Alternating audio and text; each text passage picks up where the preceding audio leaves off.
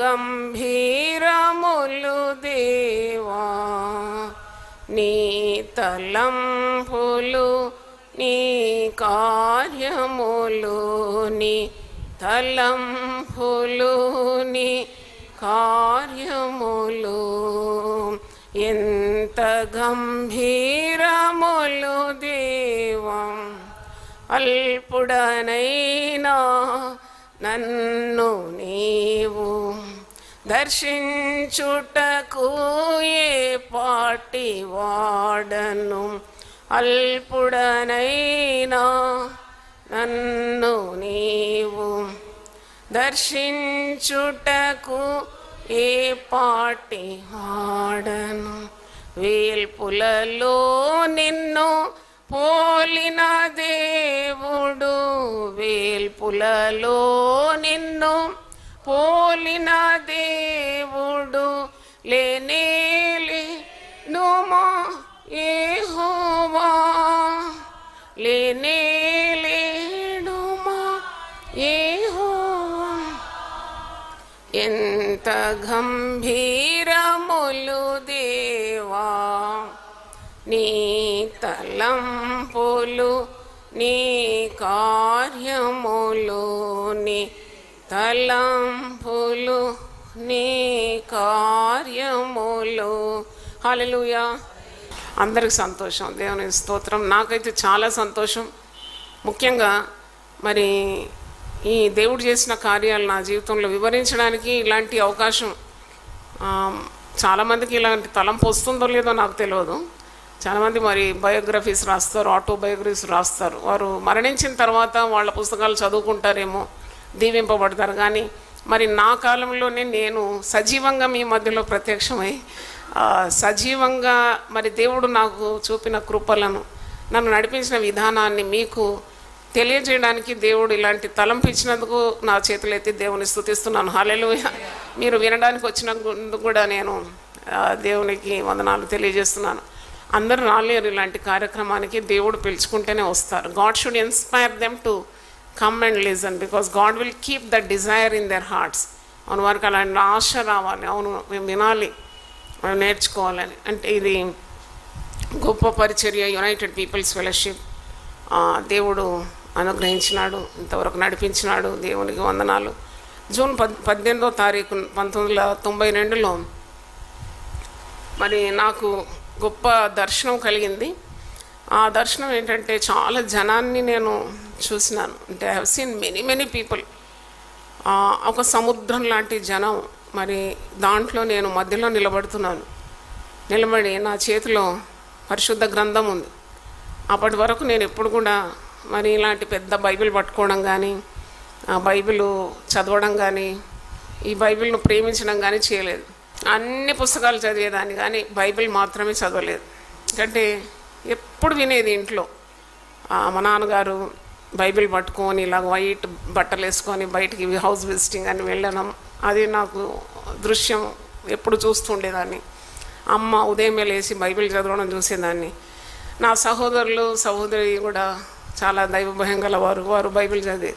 నాకు ఎప్పుడు అర్థం కాకపోయేది ఒకటి ఏంటంటే, ఎందుకు ఈ నల్ల పుస్తకాన్ని ఇంత మరి ఆశతో వీళ్ళు ఏం చదువుతున్నారు, దీంట్లో ఏముంటుంది, దీంట్లో చదివిందే చదవడం ఏంటి అని. ఇప్పుడు దీంట్లో నేను ఇక్కడ పుట్టినందుకు, ఈ కుటుంబంలో పుట్టినందుకు నేను ఈ పుస్తకం చదవాలన్నా, మరి ఇంకా వేరే పుస్తకాలు ఉంటాయి కదా అని చెప్పి ఉన్న ఫిలాసఫికల్ బుక్స్ అన్నీ తెచ్చుకొని లైబ్రరీస్కి వెళ్ళి బుక్స్ తెచ్చుకొని అది చదివేదాన్ని.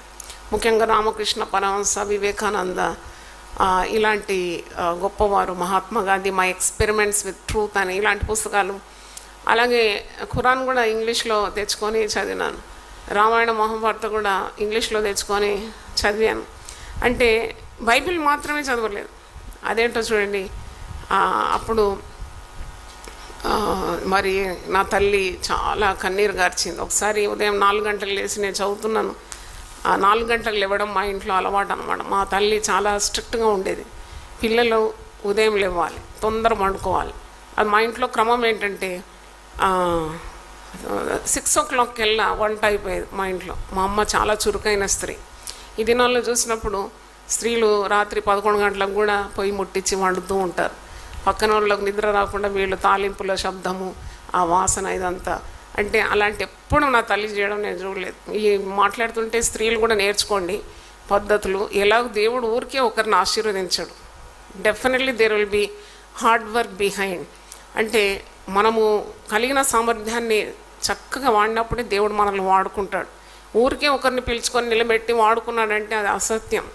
You have to put in your effort and God will bless your efforts. నీ చేతుల కష్టార్జితాన్ని ఆయన ఏం చేస్తాడు? ఆశీర్వదిస్తాడు. కాబట్టి నా తల్లి మరి 6 కాగానే మా వంట వారు పంత అయిపోయేది. అప్పుడు మా దగ్గర కూర్చునేది ఆమె, మేము చదివేదంతా చూసేది. తర్వాత 8:30, 9 కానీ పండుకోవాలి, అందరు పండుకోవాలి. అది కూడా శుభ్రంగా కాళ్ళు చేతులంతా గడి, ఎండాకాలం అయితే మళ్ళీ ఒకసారి స్నానం చేసి బట్టలు మార్చుకొని చక్కగా మమ్మల్ని పండబెట్టేది. ఒక కండిషన్ ఏంటంటే ఉదయం 4 గంటలకు లేవాలి. At any cost we have to get up at 4.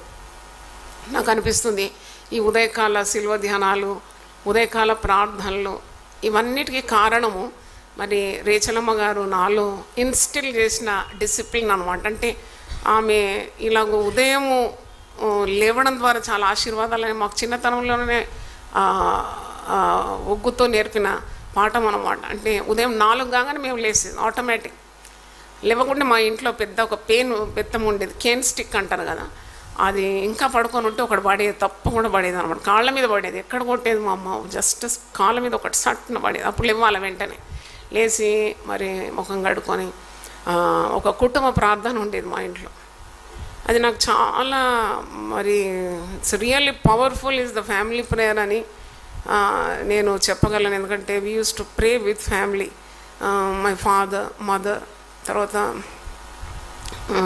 పెద్దన్న, చిన్నన్న, అక్క వివాహం 16 సంవత్సరాలు ఉన్నప్పుడే ఆమె పెళ్ళి అయిపోయింది.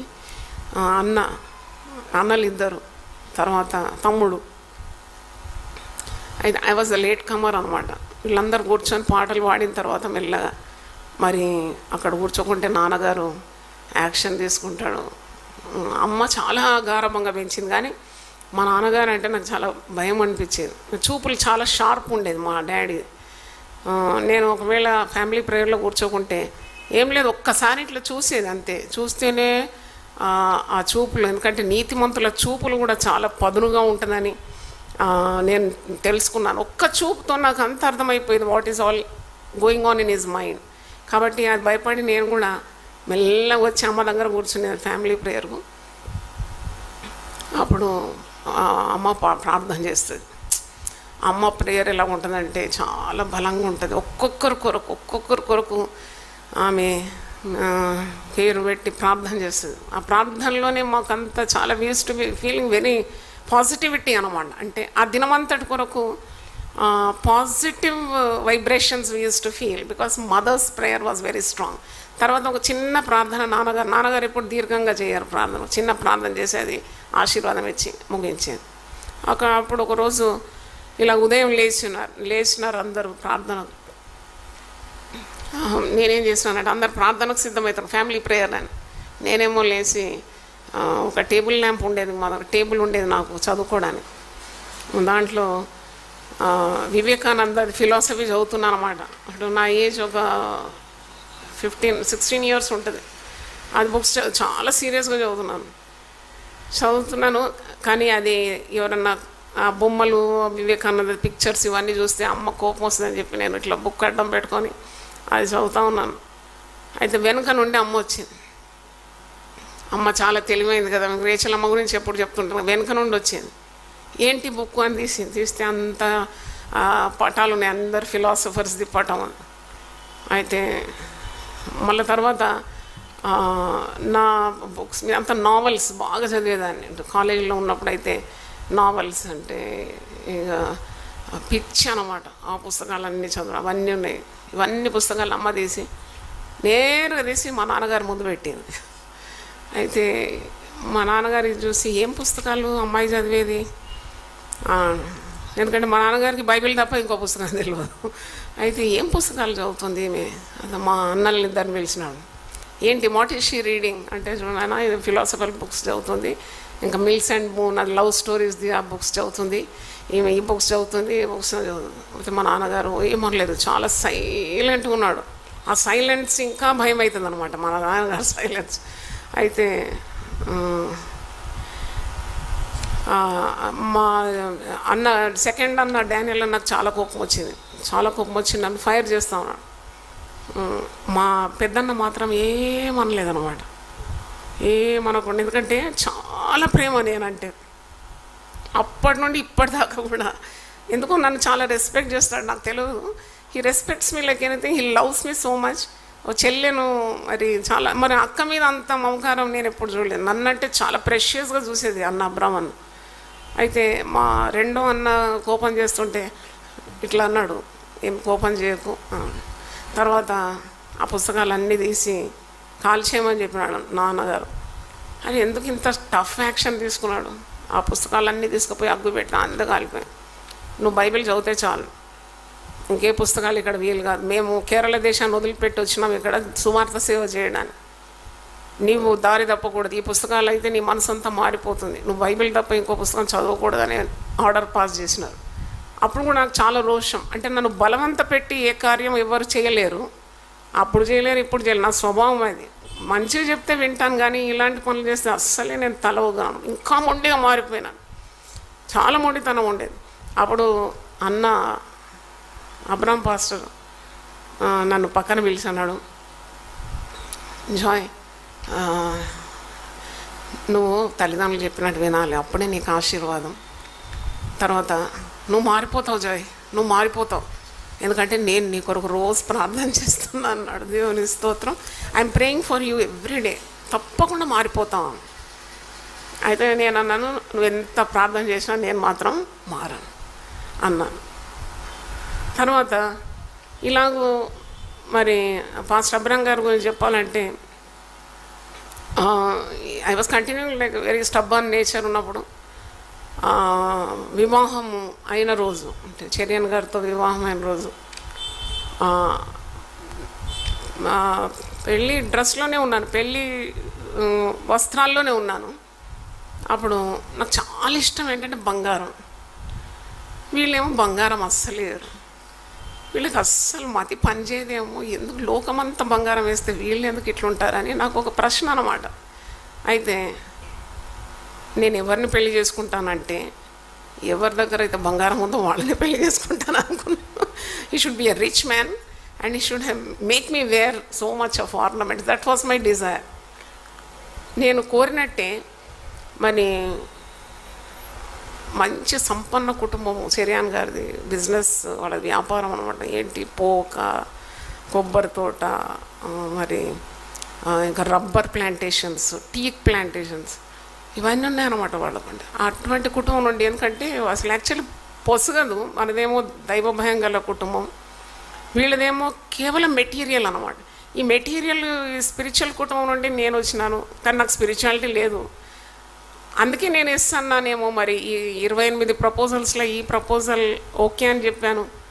మరి వివాహం అయిపోయింది. వివాహం అయిపోయిన తర్వాత అన్న నన్ను ఇటు పిలిచినాడు. మేమిద్దరం, అయ్యగారేమో అటు ఇటు నడుస్తున్నాడు, నేనేమో ఓకే మరి అయ్యగారు కోట్ నాకు ఇస్తా, కోట్ నేను పట్టుకొని ఇటు నిలబడుతుంటే జాయ్ ఇట్రా అన్నాడు. ఏంటన్నా అంటే, జాయ్ నువ్వు దేవుని ప్రేమించాలి. మాటలు సరిగా వినండి. అబ్రామ్ పాస్టర్ అంటే మామూలు వ్యక్తి ఏం కాదు. నువ్వు దేవుని ప్రేమించాలి. నువ్వు బంగారాన్ని ఎక్కువ ప్రేమిస్తున్నావు కదా, బంగారాన్ని ప్రేమించొద్దు. నువ్వు దేవుని ప్రేమించాలి. నీ life, your entering into your new life, క్రొత్త జీవితంలో అడుగు పెడుతున్నావు. నువ్వు బంగారాన్ని ఎక్కువ ప్రేమిస్తే నువ్వు మరణం చూస్తామన్నాడు. నాకు ఎంత తల తిమ్మిరైపోయింది. నేను అనుకున్నాను, ఈ ఇంట్లో అందరు మెంటల్లో లేవు, ఒక్కరన్నా మంచిగా ఉన్నారంటే ఈ మాట మాట్లాడుతున్నాడు ఏంటి? ఈ శుభదినం పెళ్లి రోజు ఏంటన్నా ఇట్లా మాట్లాడుతున్నావు? నేను అన్నాను, ఇది పెళ్లి రోజనా, శుభం పలుకమంటే నువ్వేమో మరణం చూస్తామని అంటున్నావు ఏంటి? లేదు జాయ్, నాకు అట్లా అనిపించింది. నువ్వు ఒక దైవ సేవకుని కుటుంబంలో పుట్టినావు కాబట్టి నువ్వు దేవుని ప్రేమించాలి. నువ్వు వెళ్ళేది ఒక పెద్ద వెల్తీ కుటుంబంలో పోతున్నావు, గొప్ప ఇంటికి వెళ్తున్నావు, అక్కడ బంగారం ఉంటుంది, అక్కడ ధనం ఉంటుంది, అంత ఉంటుంది, కానీ నువ్వు దేవునే ప్రేమించాలను. ఆయన అట్లా మరణం చూస్తావు అన్నప్పుడు నాకు చాలా వేదన కలిగింది. ఎందుకంటే ఆయన ఎందుకు ఇట్లా అన్నాడు అని. తర్వాత ఆ మాట నిజంగానే జరిగింది. ఎందుకంటే ఐ స్టార్టెడ్ లవింగ్ గోల్డ్, అంత స్టేటస్, వెల్త్, ఇటువంటి దాని మీద నేను ఆశ ఉండింది. తర్వాత ఆయన అట్లా అన్నా కానీ మొండి దాన్ని కాబట్టి నేను లెక్క చేయలేదు. పెళ్ళైన తర్వాత పెళ్ళేమో ఏమి సింపుల్గా పెంటికాస్టల్ టైప్ ఆఫ్ వెడ్డింగ్, అది అయిపోవడానికి ఎదురు చూస్తున్నామంట. తర్వాత చర్యన్ గారు చర్చ్ బయటికి తెచ్చి మంచి బంగారంది గొలుసు, మంచి బ్రేస్లెట్, మంచి రింగ్ ఇవన్నీ వేస్తే మళ్ళీ చూసుకుంటా మురిచిపోయి ఎంత బాగుందని ఆయన అన్నమాట మర్చిపోయినాను. అరే తర్వాత మా అత్తగారింటికి వెళ్ళినప్పుడు అత్తగారింట్లో అందరు బంగారం చాలా ఇస్తారంట. మంచి మంచి స్టాండర్డ్ ఫ్యామిలీ, అంటే అరిస్టోక్రాటిక్ ఫ్యామిలీ అనొచ్చు. ఎందుకంటే వారు చాలా ఉన్నవాళ్ళు అనమాట, చాలా ఉన్నవాళ్ళు. అయితే నేను మరి ఒక బ్రేస్లెట్లో ఒక చైన్ ఒక రింగ్ వేసి చూస్తే ఆమె మా అత్తగారు అయితే ఇప్పుడు కూడా she's a very beautiful lady, మంచి హైట్, పర్సనాలిటీ, ఏజ్ 93 ఇయర్స్కు షీఈస్ వెరీ బ్యూటిఫుల్ లేడీ. మీరు ఒకసారి చూసి ఉండొచ్చు జిఎన్ గార్డెన్స్లో వచ్చిందా. అయితే ఆమె నా పెళ్ళికి ఇక్కడ హైదరాబాద్లో పెళ్ళి అయింది కాబట్టి ఇక్కడ రాలేదు. మామగారు రిలేషన్స్ వచ్చారు. తర్వాత ఇక కోడలు వస్తుంది, ఇంటికి పెద్ద కోడలు వస్తుందని ఆమె అక్కడ నిలబడింది. కేరళ ప్రయాణం అంటే మీకు తెలియదు, చాలా అంత గార్డెన్లాగా ఉంటుంది. మేము దూరం నుండే చూడొచ్చు అన్నమాట, ఎందుకంటే వీళ్ళదే ప్రాపర్టీ అంతా, మొత్తం దూరం నుండి చూడొచ్చు. ఆమె అక్కడ నిలబడుతుంది ఇంటి వాకిట్లో నన్ను స్వీకరించడానికి. అయితే నేను భయపడుతున్నాను అనమాట, అంటే ఏం చేయాలో తెలియదు, అంత డిఫరెంట్గా ఉంది వాతావరణం. మాదేమో సింపుల్ లివింగ్, ఇదంతా ఏంటి అన్ని చెట్లు, తోటలు, పచ్చదనం. నేను చూసిన 3 ఏనుగులు చూసాను, తొండం ఇట్లా ఆడిస్తుంది. ఇదేంటి ఏనుగులు ఏంటి ఇక్కడికి వచ్చినాయంటే మా ఇంట్లో ఏనుగులు ఉన్నాయి అన్నాడు అప్పుడు. అయితే నాయన తండ్రి ఇదేంటి నేనన్నా నిలబడేది ఎవరు అంటే అమ్మ నిలబడతాను. ఏం చేయాలి నేను, ఏం చేస్తావు, పట్టుకొని ఒక ముద్దు పెట్టమన్నాడు. ఆయన అట్లా తమాషగా అన్నాడు, కానీ నేను నిజంగానే అనుకున్నాను. నేను వెళ్ళి ఆమెను పట్టుకొని ముద్దు పెడితే ఆమె ఒక్కసారి ఇట్లా చూసింది. అంటే కొద్దిగా మరి ఆమె అంత ఈజీగా ఆమె హార్ట్ మనం విన్ చేయలేము. ఒక్కసారి ఇటు చూసి ఏం చూస్తుందంటే నా మెడ మీద ఎన్ని వరుసల బంగారం ఉంది, నేను ఎంత తీసుకొస్తున్నా, ఎంత ఉంది, నా పెట్ట చూసింది, నన్నిట్ట చూసింది. అంటే ఇంత గొప్ప ఇంటికి ఈమె అర్హురాలా అని చూస్తుందన్నమాట. నాకైతే చాలా దిగులైపోయింది. నేను ఒక్కదాన్నే ఉన్నా, నాతో ఎవరు రాలేదు. అత్తగారి ఇంటికి వెళ్ళేట్టు చాలా దూరం కదా, నన్ను పంపించేసినారు ఆయనతో. అయితే అప్పుడు ఇలా చేయబట్టుకొని కుడికాలు పెట్టు, కుడి ఎడమ కూడా మర్చిపోయాను, ఏదో కుడికాలు ఏమో అని పెట్టినాను. పెట్టిన తర్వాత మళ్ళీ ఏం చేయాలో నెక్స్ట్ నాకేం తెలియదు. అయితే ఆమె ఒకసారి ఇట్లా చూసి ఇంప్రెషన్ ఏం రాలే, ఎందుకంటే first time she or not seeing me at all. తర్వాత ఆ సాయంత్రం మేము బంధువుల ఇంట్లోకి వెళ్ళాలి. బంధువులు అందరు పిలుస్తారు కదా, కొత్త పిల్ల ఫుడ్, పెద్ద ఫ్యామిలీస్ అనమాట అంతా. అయితే అప్పుడు మంచి ఒక పట్టు చీర తీసింది, దగ మెరిసిపోతుంది. నా పెట్టి అంతా ఇన్స్పెక్ట్ చేస్తే పెద్దగా ఏమో చెప్పుకోదగ్గ చీరలేమో మా అమ్మ పెట్టిందే ఉంది. సేవకుల ఇంట్లో పుట్టి పెరిగి ఏముంటుంది, వాళ్ళంతా త్యాగం చేసిన వాళ్ళు, మరి వాళ్ళ దగ్గర ఏముంటుంది. అయితే ఇట్లా తీసి అని పెట్టాటు నూకేసింది, మంచి చీర కట్టిపించింది. తర్వాత ఏం చేసిందంటే వాళ్ళ స్టైల్లో నన్ను తీసుకురావాలి. ఇప్పుడు అక్కడ తీసుకుపోయి ఒక డ్రా తెరిచింది. డ్రా తెరిస్తే అంత సొమ్ములే ఉన్నాయి దాంట్లో, అన్ని రకరకాలుగా ఉన్నాయి. గోల్డ్ ఆర్నమెంట్స్ ఉన్నాయి. గోల్డ్ ఆర్నమెంట్స్ ఇట్లా మనము సీకులు మేకులు వేసుకుంటాం కదా, ఈ డ్రాలు అట్లా పడేస్తున్నాయి అనమాట. అయితే అది తీసి ఇది వేసుకో అది వేసుకో. సరే అన్నీ వేసుకున్నా, నాకు సంతోషమే కదా వేసుకోవడం. తర్వాత ఇక్కడ వేసుకున్నామంటే దీనికి ఏం లేదు, ఇది మేము మరి మా నాన్నగారు అమ్మగారు ఏమీ దీనికి ప్రొవిజన్ చేయలేదు కదా. అయితే అప్పుడు ఆమె చూస్తుంది, అయ్యో ఇది కూడా లేదు. అయితే మేము వేసుకోం కదా అమ్మ, మేము వేసుకోం కదా, మాకు అలవాటు లేదు కదా. దానికి మళ్ళీ ఆమె ఒక ఏదో ప్రెస్ ఏదో పెట్టి అది చేసింది. ఇక చూస్తే నిజంగా అద్దంలో చూసుకుంటే అసలు నేనేనా ఇదేంటి ఒక విగ్రహంలాగా తయారు చేసింది. ఎందుకంటే మా ఇంటి కోడలు ఇట్లుండాల. అట్లా అట్లా తీసుకొని పోయి అంతా వాళ్ళ చుట్టాలకి అంతా చూపెట్టింది అనమాట. అయితే తర్వాత మళ్ళీ నేను స్టేట్ బ్యాంక్ ఆఫ్ ట్రివాండ్రంలో నా పని, నేను అక్కడికి వెళ్ళిపోవడం. తర్వాత అంత పెద్ద స్టోరీ. తిరిగి ట్రాన్స్ఫర్ తీసుకొని అయ్యగారు ఇక్కడ హైదరాబాద్ ఎయిర్పోర్ట్లో ఉన్నారు కాబట్టి ట్రాన్స్ఫర్ ద్వారా తిరిగి హైదరాబాద్కు రావడం అయింది. అంటే ఇదంతా ఎందుకు చెప్తున్నానంటే దేవుడు నన్ను ఏ విధంగా మలుచుకున్నాడు. అందుకే ఈ పుస్తకం తప్పకుండా మీ దగ్గర ఉండాలి. నన్ను మలిచిన నా దేవుడు అని మలుచుకున్నాడు అనమాట. అంటే నేను ఒక త్రోవలో ప్రయాణం నన్ను ఒకది ఇష్టపడుకుంటూ, అంటే నా త్రోవ సొంత ఇష్ట ప్రకారం వెళ్తుంటే అది కాదని నన్ను ఏ విధంగా దేవుడు మలుచుకున్నాడు, అది చాలా ఇట్స్ ఎ గ్రేట్ టెస్టిమనీ. తర్వాత మరి కుమార్తె మరణం, దాని గురించి నేను చెప్పాను. తర్వాత నేను కోలుకున్నాను. ఆ షాక్స్ నుండి కోలుకున్న తర్వాత ఇంకా ఏదైనా సాధించాలి. ఒకటి నాలో ఉండేది ఏంటంటే స్త్రీల కొరకు ఏదో ఒక గొప్ప కార్యం చేయాలని నాకు చాలా ఆశగా ఉండేది. అంటే విమెన్ అప్లిఫ్ట్మెంట్. ఎందుకు స్త్రీలు ఇంత బాధపడాలి అంటే చాలామంది పురుషులు స్త్రీలను అణగద్రొక్కుతూ ఉంటారు. వాళ్ళలో ఉన్న ఆ తలాంతును వెలికి తీయరు, వాళ్ళను అబల అంటారు, వాళ్ళతో చేతగాదు అంటారు, లేకుంటే వాళ్ళను అణగొడుతూ ఉంటారు, గౌరవించరు, వారిని మరి ఘనపరచరు. ఇలాంటివన్నీ నాలో చాలా పనిచేసినాయి.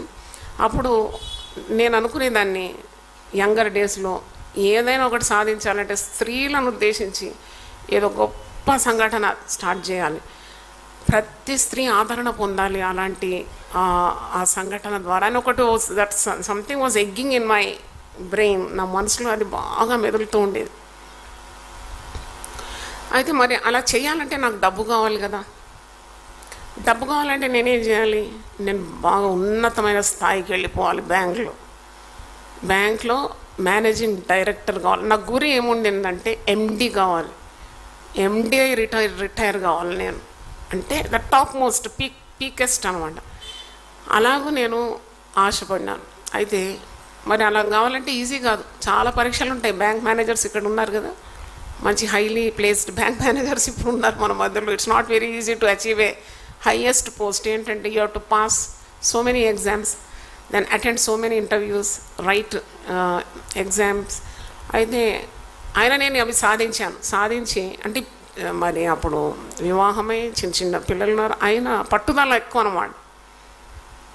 ఒకరోజు మాది ఇంటర్వ్యూ ఉండింది ట్రివాండ్రంలో, హయ్యర్ పోస్ట్. నేను అంతా సిద్ధం చేసుకున్నాను. చెర్రీ వాజ్ 2 months బేబీ, 2 నెలల పాపను. మరి 2 బాబులనేమో అమ్మ నాన్నకు అప్పగించినాను. నేను అయ్యగారు చెప్పినా I'm going to attend the interview at Trivandrum. చిన్న పాపను ఏం చేస్తావు అంటే, చిన్న పాపను నేను తీసుకొని వెళ్తాను. అప్పుడు యంగ్ ఏజ్ కదా, ఐ వాజ్ క్వైట్ స్మార్ట్ అనమాట. అంటే మంచిగా శక్తి బాగుండేది, ఎన్ని పనులన్నా ఎంత బరువు అన్నా లేపడానికి. అది ఇట్లా పట్టుకున్నాను, బ్యాగేజ్ పట్టుకున్నాను. అయితే అయ్యగారు అన్నారు ఫర్దర్ ప్రమోషన్స్ వద్దు, ఎందుకంటే కుటుంబం అంతా డిస్లొకేట్ అయిపోతుంది. నువ్వు ఒక దగ్గర ఉంటావు, నేను ఒక దగ్గర ఉంటా, పిల్లలు ఒక దగ్గర ఉంటాను, అది బాగుండదు. చెరియన్ గారు ఈజ్ అ ఫ్యామిలీ మ్యాన్, ఎప్పుడు ఫ్యామిలీ ఉండాలని చాలా అలాంటి మనస్తత్వం గలవాడు. అయితే అట్లా వద్దని చెప్పాడు. నేను ఏదైనా మాట వింటా, కానీ ఇలాగ నా కెరియర్ మధ్యలో వస్తే మాత్రం I will not listen to you. I'm career oriented. అందుకే నేను MA చేశాను. నేను ఇంకా హైయర్ ఎడ్యుకేషన్ చేయాలి, ఇంకా హైయర్ వెళ్ళాలి కెరియర్లో. నా త్రోవకు మాత్రం అడ్డు రావద్దు, ఐ కెనాట్ టాలరేట్ అని చెప్పాను. అయితే అప్పుడు మా మధ్యలో ఎప్పుడు పటాకాయలు కాలుతూనే ఉండేది. ఎందుకంటే అతని మనస్తత్వం ఒకటి, నాదొక మనస్తత్వం. ఎప్పుడు రాజీ పడకపోయేదాన్ని నేను. ఇప్పుడు నేను స్త్రీల గురించి ప్రసంగాలు చేస్తే మీరు అనుకుంటే అమ్మ ఎంత మంచిది అని. కాదు, అది I came A rough path అనమాట. అయితే అవన్నీ నేర్పించాడు అనమాట దేవుడు నాకు. అలాంటి మరి తుఫాన్లు ఎదుర్కొని వచ్చాను అనమాట. అందుకే ఇలా చెప్పగలుగుతున్నాను. సేవల్లో ఉండేవారికి మీరు నేర్చుకోవాలి, ఊరికే ఒకటి మీరు చెప్పలేరండి. You have to go through that experience. ఆ అనుభవంలో నుండి రావాలన్నమాట. అయితే అయ్యగారు చెప్తే నేను వినలేదు. పాపను పట్టుకున్నాను. ఎయిర్పోర్ట్కి వచ్చి నన్ను టికెట్ ఏమో అయ్యగారిది, మరి ఎయిర్లైన్స్ మాకు ఫ్రీ టికెట్ ఉండేది. అయితే ఎయిర్పోర్ట్కి వచ్చాడు, నాకు లిఫ్ట్ ఇచ్చినాడు. తర్వాత నేను పాపను పట్టుకున్నాను, బ్యాగేజ్ పట్టుకున్నాను. నేను అనుకున్నాను కొద్దిగా బ్యాగ్ అన్న పట్టుకొని నాకు సాయం చేస్తాడు, అక్కడ దాకా వస్తాడని. ఆయన సరే నువ్వు పోతా అన్నావు కదా, ఎట్లా పోతావు, నేను చూస్తూ ఉంటాను, నువ్వు పో అన్నాడు. అయితే సవాల్గా అనమాట, సరే నేను పోతా, తప్పకుండా పోతా. ఆయన పోయినాను, డేరింగ్ వెళ్ళిపోయినాను, బోర్డింగ్ పాస్ తీసుకున్నాను.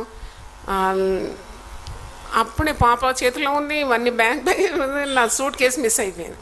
అంటే నా సూట్ కేసు ఇంకోటి చేతికి వెళ్ళిపోయింది, ఇంకెవరితో నా దగ్గరకు వచ్చింది. నేను పోయి మళ్ళీ అనౌన్స్ చేయించినాను, ఇది నాది కాదని చెప్పి.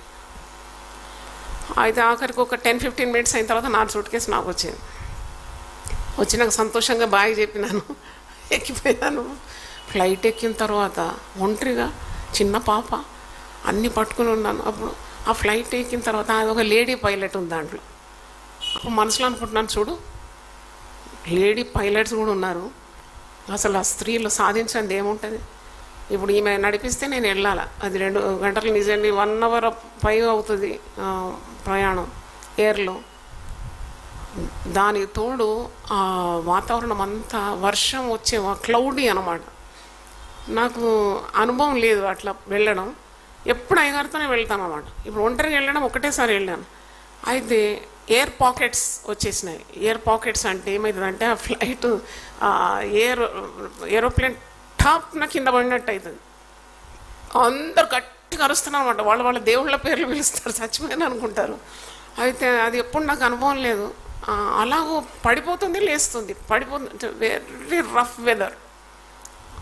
ఫ్లైట్ అంతా నా జీవితంలో మరవలేను, ఎందుకంటే చిన్న పాప ఉంది, ఆ పాప కేకలేస్తుంది, నాకు భయం అవుతుంది, అందరూ వామిటింగ్ చేసుకుంటున్నారు, ఇంకేమేమో అయిపోతుంది అందరికీ. బెల్ట్ గట్టి కట్టుకోండి, బీ కేర్ఫుల్ అని ఇన్స్ట్రక్షన్స్.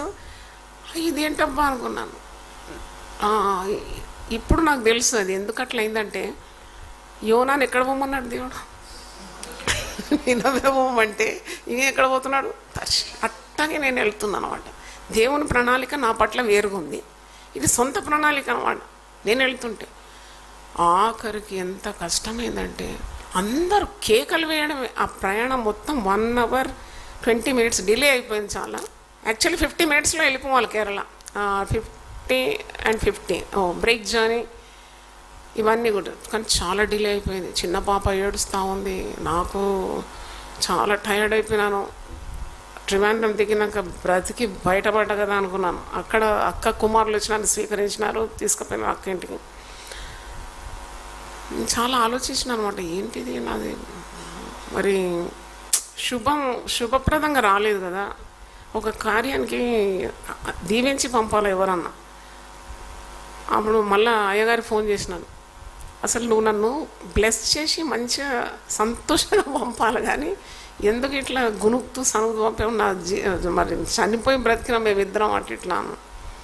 అయినా ధైర్యంగా పోయి రాసిన రిటర్న్ టెస్ట్ రాసినాను, టాప్లో పాస్ అయినాను. రిటర్న్ ఎంతమంది రాసినారు అది పోస్ట్ కొరకు, నేను టాప్లో పాస్ అయినాను. పాస్ అయిన తర్వాత విజయోత్సవంగా తిరిగి వచ్చినాను. I came back to Hyderabad triumphantly. Pass అయిపోయినాను, చాలా బాగా రాసినాను. ఇంటికి వచ్చిన తర్వాత అయ్యగారు చాలా సీరియస్గా ఉన్నారు. నేను అది లెక్క పెడతాను, టైం లేదు కదా, పిల్లలు 3 ఆఫీస్ పోవాలి, ఇవన్నీ this no time to sit and ask why are you so serious. నా పని చేసుకుంటూ నేను వెళ్ళిపోయాను. తర్వాత your pass the return test, you to appear for interview అన్నప్పుడు మళ్ళీ ఇదే ఇంటర్వ్యూకు తయారవుతున్నాను. మళ్ళీ ఇంటర్వ్యూకి రెడీ అవుతున్నాను. మళ్ళీ చిన్న పాపను తయారు చేసుకొని బ్యాగేజ్ అంతా మళ్ళీ భయం అవుతుంది, మళ్ళీ ఇట్లనే ఫ్లైట్ కింద పడుతుందేమో భయం. అయితే అప్పుడు వచ్చినాడు అబ్రాం పాస్టర్ మా ఇంటికి. ఎందుకు వచ్చినాడు నాకు తెలియదు. వచ్చి ఎక్కడ పోతున్నావు జాయ్ అంటే, నేను రిటర్న్ టెస్ట్ పాస్ అయిపోయినాను, అప్లైన్ ఫర్ ఇంటర్వ్యూ అంటే, జాయ్ నీ గురించి నేను ఒక దర్శనం చూసినాను చూడు, నా డైరీలో రాసుకున్నాను అని చెప్పి ఆ డైరీ తీసి చూడండి, విజన్ రిగార్డింగ్ జాయ్ అని రాసి, నువ్వు వెళ్తున్నావు కానీ ఇంటర్వ్యూలో నువ్వు పాస్ కావు అన్నాడు. అన్న ఎంత సూపర్ కాన్ఫిడెంట్ అనమాట. నేను ఎప్పుడు ఎక్కడైనా కానీ నా స్వభావం ఏంటో I be very self confident.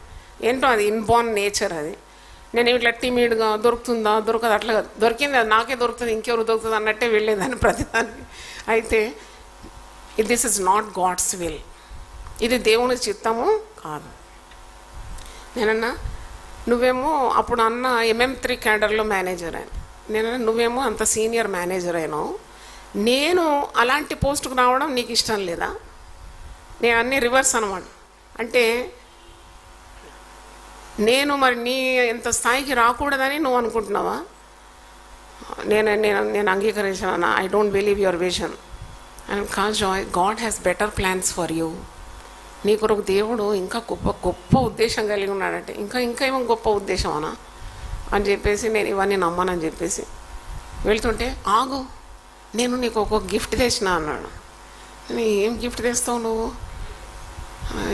Thomson chain reference Bible, ఇంకోటి స్కాఫీల్డ్ చైన్ రెఫరెన్స్ బైబిల్. ఈ 2 బైబిల్స్ తెచ్చి, ఒకటి ప్రెసిడెంటెడ్ టు చెరియాన్ వర్గీస్, ఇంకోటి ఏమో ప్రెసిడెంటెడ్ టు జాయ్ చెరియాన్.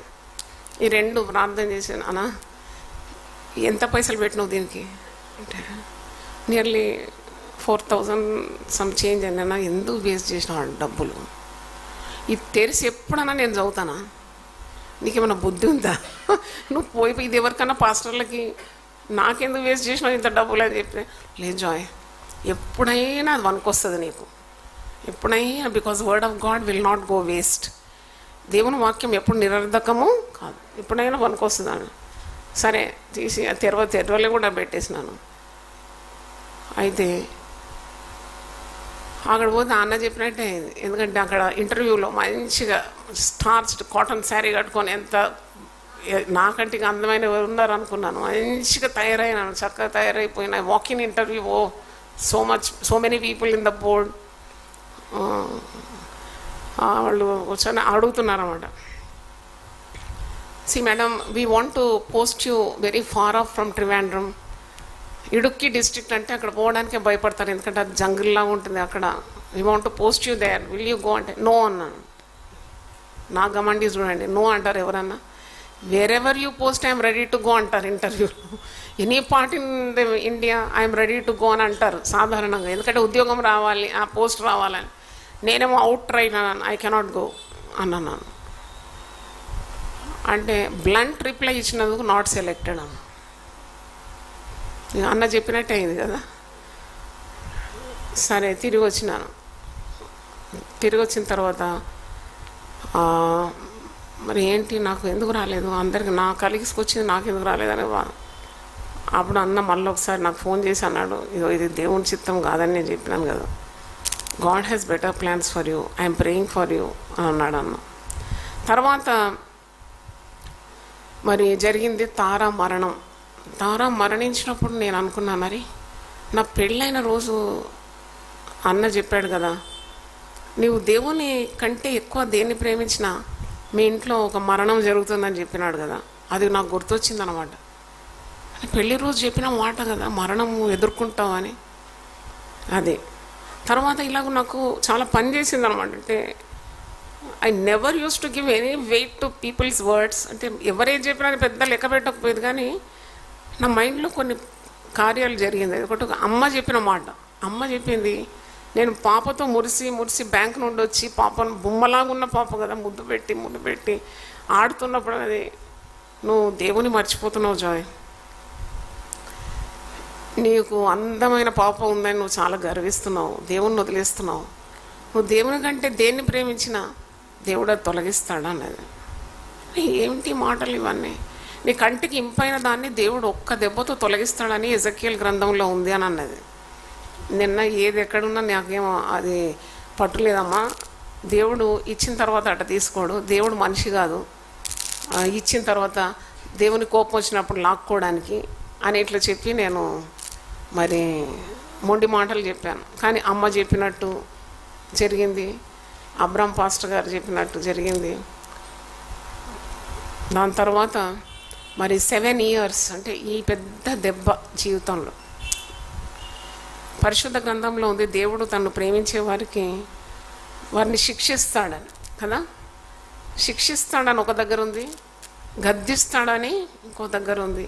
ఈ రెండు అనుభవించినాను నేను. తర్వాత కానీ ఎప్పుడు విడవడు ఎడబాడు, ఎప్పుడు విడవడు ఎప్పుడు ఎడబాడు.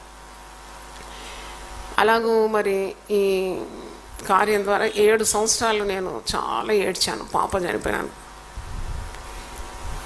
ఎవ్రీడే వీపింగ్ అనమాట, ఎవ్రీడే వీపింగ్. పాప గుర్తొస్తుంది పెద్దగా ఏడవడం, పాప గుర్తొస్తుంది ఏడవడం, వంట వండుతుంటే ఏడవడం, బ్యాంకు పోతుంటే ఏడవడం, పని చేస్తుంటే ఫైల్స్ మీద అంతా నీళ్ళు పడేది, అదంతా చెదిరిపోయేది రైటింగ్ అంతా. ఎందుకంటే చాలా ప్రేమించాను కదా మరి తారాను. First born, very beautiful girl, just like a doll, synthetic doll అనేది అందరూ. మరి I have lost her for ever. ఆమె ఆడుకునే బొమ్మలు, ఆమె బట్టలు, మరి ఆమె కొరకు స్కూల్కు ప్రిపేర్ చేసిన బ్యాగ్, ఒక్కరోజు కూడా స్కూల్ పోలేదు. స్కూల్ కొరకు అన్నీ సిద్ధపాటు చేసాం. సిద్ధపాటు చేసినవన్నీ ఉన్నాయి, నేను చేసినవన్నీ నా ముందు ఉన్నాయి, కానీ దేవుడు ఇచ్చిన బిడ్డ లేదు. అది నాకు చాలా డిఫరెన్స్ అనిపించింది. అంటే నన్ను దేవుడు ఏ విధంగా పట్టుకున్నాడో చూడండి. నేను ఏవేవి చేసినా ద బెస్ట్ కావాలి, నా బిడ్డకు నా ది బెస్ట్ కావాలి, ది బెస్ట్ కావాలి. షాపింగ్ చేసి అన్నీ ది బెస్ట్ కొన్నాను, అన్నీ ది బెస్ట్ అన్నీ ఉన్నాయి. ఆయన పెట్టాను June 12th, 1985. ఆయ వచ్చి తీసుకుపోవాలా, రిక్షావాడు వస్తాడు, ఆయ పోయి తినిపియాలి, ఇవన్నీ ఏర్పాట్లు చేశాను. 10th she suddenly expires. 12th is the school reopening. మధ్యలో 11th భూస్థాపన అయింది. ఎట్లుంటుందండి మీరు ఒక్కసారి ఆలోచించండి. అప్పుడు 12th June స్కూల్కి వెళ్ళే టైంలో ఆయా వచ్చింది, రిక్షావాడు వచ్చాడు. నేను చేసిన కార్యాలన్నీ నా ముందు ఉన్నాయి, కానీ దేవుడిచ్చిన పాప లేదు. అలాంటి పరిస్థితికి దేవుడు తీసుకొని వచ్చాడు. అప్పుడే మరి ఒక సిస్టర్ మా ఇల్లు దర్శించి 2 నెలలు విడవకుండా దేవుని వాక్యం చెప్పడం. నాన్నగారు మా ఇల్లు దర్శించి అతని నల్లగొట్టుటకు యెహోవాకు ఇష్టమైనని యెషయా 53:10 చెప్పడం. ఉట్టి ఆ వాక్యం చెప్పేసి వెళ్ళిపోయినారు. అంటే ఇవన్నీ నా జీవితంలో జరిగి తర్వాత బ్యాంకుకు చాలా అంటే 1 month అయిన తర్వాత జాయిన్ అయినాను, కానీ అక్కడ కాన్సన్ట్రేట్ చేయలేకపోతున్నాను. యాక్చువల్లీ నేను చాలా వేగంగానే ఇప్పుడు అంటే అప్పుడంతా మాన్యువల్ వర్క్, అది ఇప్పుడైతే కంప్యూటర్స్ ఉన్నాయి. నేను పనిచేసేటప్పుడు అంతా మాన్యువల్గా చేయాలి, అంత టోటలింగ్ కానీ ఇదంతా చాలా ఫాస్ట్గా చేసేదాన్ని అంతా అన్ని పనులు. కానీ మైండ్ అంతా ఇట్లా పాప మరణం ద్వారా బ్లాక్ అయిపోయినట్టుంది. నా వల్ల కావడం లేదు ఆ పని చేయడం. చనిపోతే బాగుండు అనిపించేది. కానీ ఒకటి నేను అనుభవపూర్వకంగా తెలుసుకున్నాను, మన పిల్లలు మనం పెంచుతున్నాం కదా, పిల్లలకు ప్రార్థన అనే పెట్టుబడి తల్లిదండ్రులు చేసినప్పుడు ఆ పిల్లలు ఎటు పోలేరండి. వాళ్ళ కాళ్ళ చుట్టూ గిరిగీసినట్టు అయిపోతుంది మన ప్రార్థన. దేవుని స్తోత్రం, హల్లెలూయా. మీ పేరెంట్స్ మీరు వింటున్నారు కదా ఈ మాట. When you pray for your children, prayer is the best investment you can give to your children.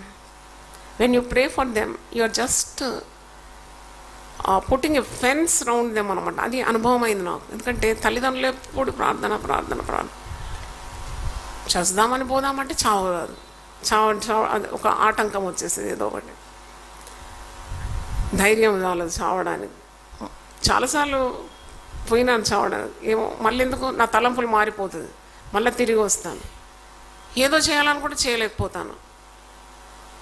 ఎందుకు ఇలాగ అవుతుంది? ఎందుకంటే ఆ తల్లి తండ్రి ఇలాగ సహోదరులు చేసే ప్రార్థన నన్ను ఏం చేస్తుందంటే ఆపేస్తుంది అన్నమాట, ఆపేస్తుంది. తర్వాత తల్లికేమో దర్శనం, నేను సేవ చేస్తానని. ఆమెది ఇంకో పెద్ద చరిత్ర. ఎందుకంటే she was a women of faith. అంతే, ఆమె నమ్ముతుంది దేవునికి అసాధ్యం అంటూ ఇది లేదు. దేవుడు మమ్మల్ని సిగ్గుపరచాడు. దేవుడు మమ్మల్ని కేరళ దేశం నుండి తెచ్చినాడు తెలుగు దేశానికి.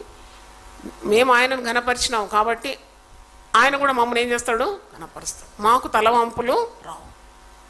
ఎప్పుడు చెప్పే మాట ఒకటి ఏంటంటే 34వ కీర్తన, వారు ఆయన తట్టు చూడగా వారికి వెలుగు కలిగాను, వారి ముఖములు ఎన్నడూ చింపకపో. అది మా అమ్మ కంఠపాఠంగా ఎప్పుడు చెప్పే మాట. రోజుకు ఒకసారైనా చెప్పేది ఈ మాట. నేను అడిగినాను ఒకసారి, నీకు బోరు కొట్టదా ఇదే మాట పదే పదే చెప్తావు ఏంటమ్మా? 34:5 వచనం, వారు ఆయన తట్టు చూడగా వారికి వెలుగు కలిగిన వారి ముఖములు ఎన్నడూను లజ్జింపవు. అది ఆమె ఉమెన్ ఆఫ్ ఫెయిత్ అన్నమాట. ఆమె ఎప్పుడు నమ్మేది. ఇక నేను ప్రార్థన చేస్తున్నాను, మేము వచ్చినాము సువార్త సేవ చేయడానికి, మేము ఆయనను ఘనపరుస్తున్నాం, మాకు తలవంపులు ఎప్పుడు కాదు, తప్పకుండా దేవుడు ఈ బిడ్డను మారుస్తాడు. పాజిటివ్ మాట్లాడాలి నిజంగా. తల్లులు ఇంతమంది ఉన్నారు కదా, తండ్రులు ఉన్నారు, పిల్లల గురించి ఎప్పుడు నెగటివ్గా మాట్లాడదు. My mother was always a tough minded optimist అనమాట. ఎప్పుడు ఆప్టిమిజం ఏంటంటే ఏం కాదు, దేవుడు ఈమెను మారుస్తాడు, ఈమె రక్షణ పొందుతుంది, ఈమె సేవ చేస్తుంది, ఈమె తండ్రిని మించిన సేవ చేస్తుంది అనేది పలుమార్లు ఆమె ఏమనేదంటే తండ్రిని మించిన సేవ చేస్తుంది. ఇలా మాటలు వినబడేది నాకు ఎప్పుడు. She use to fill my years with such positivity. అయితే అలాగూ 7 సంవత్సరాలు పాప చనిపోయిన తర్వాత 3 గంటలకే లేస్తుండే, నిద్ర లేదన్నమాట. అప్పటికే Akhil 1.5 years boy and I'm carrying Nikhil. ఈ పరిస్థితి అనమాట, దయనీయమైన పరిస్థితి. క్యారింగ్ ప్లస్ బాబు 1.5 year, ఎప్పుడు ఏడుపు ఇంట్లో, బ్యాంక్లో కాన్సన్ట్రేషన్ లేదు. వెళ్తున్న మార్గంలో కూడా చాలామంది చూస్తుండొచ్చు, నన్ను బస్సులో కూర్చుంటే కూడా ఏడుస్తూ ఉండేదాన్ని. కస్టమర్స్ వచ్చి నిలబడుతుంటే కూడా సడన్గా పాప గుర్తొస్తే పడని ఏడ్చేది. జాయ్ మేడం ఎందుకు ఏడుస్తుంది, చాలా సంతోషంగా ఉంటుంది కదా, ఎప్పుడు మేడం ఎందుకు ఏడుస్తుందని వాళ్ళు అడిగేది. తెలియదు, అన్కంట్రోలబుల్ అనమాట, లూజింగ్ ఎ చైల్డ్. కానీ అటువంటి పరిస్థితుల్లో 3 గంటలు రాత్రి లేవడం, నిద్ర లేక, ప్రార్థనకు లేవలేదు. నిజం చెప్పాలంటే I want to be frank, పెద్ద భక్తి లేదు కదా నాకు అప్పుడు. అయితే నేను ఒక చాప పరుచుకొని అక్కడ ఒక దిండు పెట్టుకొని మోకరించి ఏడవడం అనమాట. మనం ఎప్పుడు అనుకుంటాము ప్రార్థనలో చాలా దీర్ఘంగా మాట్లాడితేనే దేవుడు వింటాడని. నువ్వు మోకరించి ఏడుస్తే కూడా అది పెద్ద భాష, అది పరలోక భాష. నన్ను అడిగితే నేనైతే దీర్ఘంగా ఏం చేయలేదు. నన్ను అట్టు చేయి, నన్ను బాగు చేయి, నన్ను గాయం కట్టు, నాకు పెద్ద దర్శనం ఏం అడగలేదండి. వేడుకొనక మునిపే దేవుడు ఉత్తరం ఇస్తాడంటే నా పట్లనే జరిగింది అది. నేను మోకరించి ఏడవడం అనమాట. My morning was counted as prayer. దేవుని స్తోత్రం. నేను ఏడ్చేది ఎందుకంటే నా పాప కొరకు ఏడుస్తున్నాను. మరి ఆ దీన దశలో దేవుడు నన్ను జ్ఞాపకం చేసుకున్నాడు. దేవుని స్తోత్రం, హల్లెలూయా. ఒక మాట ఉంది 136వ కీర్తన, Psalms 136 23వ వచనం చూడండి. 136వ కీర్తన 23వ వచనం. మనము దీన దశలో ఉన్నప్పుడు ఆయన మనలను జ్ఞాపకము చేసుకొనెను. ఆయన కృప నిరంతరం ఉండు. మన దీన దశలో ఉన్నప్పుడు, అంటే that is the very pitiable state, నాది మిజరబుల్ స్టేట్. అప్పుడు దేవుడు నన్ను జ్ఞాపకం చేసుకున్నాడు అని చెప్పాలి. అలాగూ తర్వాత గిగిల్ అంటాం మేము, ఎందుకంటే అంటే వాని పుట్టుక ద్వారా మా ఇంట్లో కొద్దిగా సంతోషం వచ్చింది కాబట్టి గిగిల్ అనే పేరు. గిగిల్ అంటే నవ్వడం కదా, అసలు నిఖిల్ అనే పేరు. అయితే చాలా ఎక్స్పెక్ట్ చేసినాను.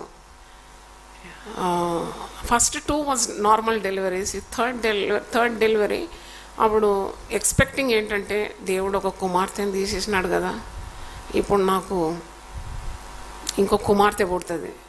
హోపింగ్ ఫర్ ఎ గర్ల్ అనమాట, hoping for a girl. Caesarean operation, ఎందుకంటే మైండ్ బాగాలేదు కాబట్టి కుడెంట్ డెలివరీ నార్మల్లీ. సిజేరియన్ అయిన పుట్టిన బాబు తెచ్చి నాకు పక్కన పెడితే బాబు అన్నప్పుడు చాలా కృంగిపోయినాను. చూస్తే మాత్రం లడ్డు ఎంత చక్కగా ఉన్నాడంటే అచ్చం తారలాగానే ఉన్నాడు బాబు. తారలాగా ఉన్నాడు కానీ మగబిడ్డ.